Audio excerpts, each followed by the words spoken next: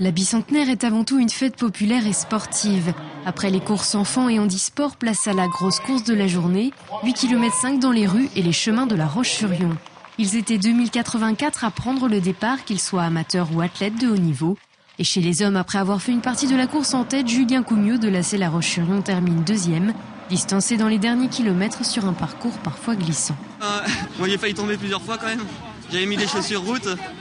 J'accrochais pas trop, je suis deuxième quand même à l'arrivée, donc un peu déçu quand même. Il reste une place à prendre quand même. Mais ouais, en fait j'attaque tout le long de la course. On était à 3 et puis le troisième a lâché. On était deux jusqu'à la dernière montée et puis dans la montée je craque quoi. Donc il part tout seul, Anthony part tout seul et puis il va gagner quoi.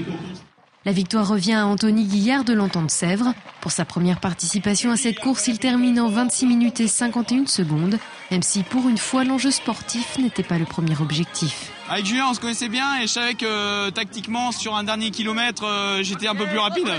Après l'objectif de course c'était de pas s'épuiser, donc j'ai laissé mener la course pour passer dans les 2 derniers kilomètres en fait. Je pense que je venais rechercher après une saison assez stressante où il y a pas mal de pression sur les compétitions.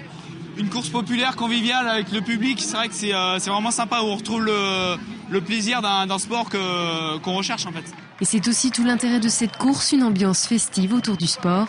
Chez les dames, l'AC La Roche-sur-Yon est au premier plan. Michel Galipeau termine à la 2e place, 3 minutes après Nathalie Faburel, qui a couru en 31 minutes et 43 secondes.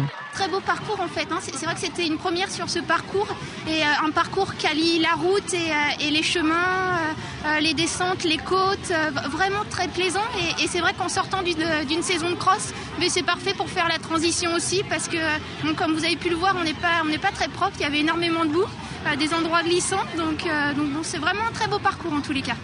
Un beau parcours qui a séduit les coureurs. Pour sa 7e édition, la bicentenaire a tenu sa promesse, allier compétition et convivialité.